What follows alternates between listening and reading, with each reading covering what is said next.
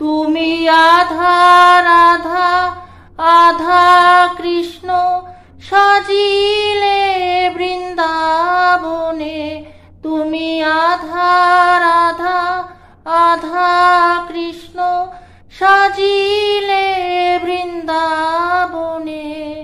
বিরাজ গো মা হৃদি কমলাসনে।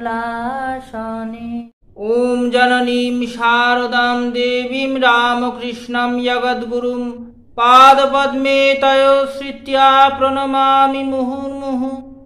শ্রী শ্রীমার শ্রীচরণে আভূমি লুণ্ঠিত প্রণাম নিবেদন করি। আজকে শ্রী শ্রীমার একটি অলৌকিক রূপের কথা বলবো।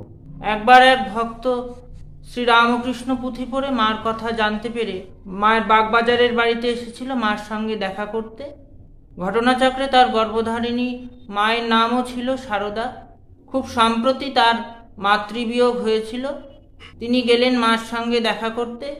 সারদার গর্ভজাত সন্তান দেখা করতে গেল তার জন্মান্তরের মা সারদার সঙ্গে। মার বাগবাজারের বাড়ির দোতলায় গিয়ে মাকে প্রণাম করলেন। মার তার প্রতি করুণা হলো। মা সেদিনটা তাকে বাগবাজারের বাড়িতে থেকে যেতে বললেন। ভক্তটির সৌভাগ্য হয়েছিল অনেকক্ষণ পর্যন্ত সেই দিন মায়ের সেবা করার। মা শুয়ে রয়েছেন, ভক্তটি মায়ের মাথায় গায়ে হাত বুলিয়ে দিচ্ছেন। কখনো কখনো তন্দ্রায় চোখ বুজে আসছে, কিন্তু তবুও তিনি তার কাজ থামাচ্ছেন না। তিনি অনবরত মার গায়ে মাথায় হাত বুলিয়ে যাচ্ছে। একসময় তন্দ্রা কাটতেই সে অবাক হয়ে গেল, এসে কি দেখছে? কোথায় মা? কোথায় সেই রক্ত মাংসের মা যার গায়ে মাথায় পায়ে সে একটু আগেই হাত ভোলাচ্ছিলেন? এ তো এক অপূর্ব মূর্তি। এ তো একই অঙ্গে বিভিন্ন দেবদেবীর রূপ ঘুরে বেড়াচ্ছে। কখনো রাধা, আবার কখনো কৃষ্ণ, আবার কখনো রাধা কৃষ্ণ যুগল বিগ্রহ। কখনো শ্রী রামকৃষ্ণ এসে আশ্রয় নিয়েছেন মুখের, কখনো আবার শ্রী শ্রী মা এবং ঠাকুর দুজনেরই যুগল মূর্তি। আবার কখনো তিনি মা ভবতারিণীকেও এর মধ্যে দেখতে পাচ্ছেন। বিহ্বল হয়ে সে কতক্ষণ যে এই দৃশ্য প্রত্যক্ষ করছিল তা সে নিজেই বুঝতে পারছে না। ঘোর কাটতেই সে দেখল, এই তো সেই মা যার এতক্ষণ ধরে সে সেবা করছিল।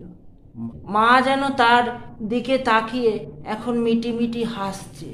তারপরে নিজেই বললেন, অনেক সুকৃতির বলে তুমি এই দর্শন পেয়েছ। তুমি নিশ্চয় বৈষ্ণব কুলজাত সন্তান। কি অদ্ভুত ব্যাপার! মা এটাও বুঝতে পেরে গেল যে সেই ভক্তটি বৈষ্ণব কুলজাত। তারপর মা এবার তাকে বললেন নিজের দিকে আঙুল দেখিয়ে, আবার যদি কখনো একে দেখতে পাও তবে একে মা বলে ডেকো না, ডাকবে রাধা বলে। এবার নিজের দিকে তাকিয়ে মা একে কেন বললেন? কারণ মাও ঠাকুরের মতো নামিত্য থেকে দূরে থাকতেন, তাই নিজেকে দেখিয়ে একেই বলতেন। এই জন্যই বলে যে তিনি যদি কাউকে না বোঝান বা না দেখা দেন যে তিনি কে, তাহলে কেউ বুঝতে পারে না।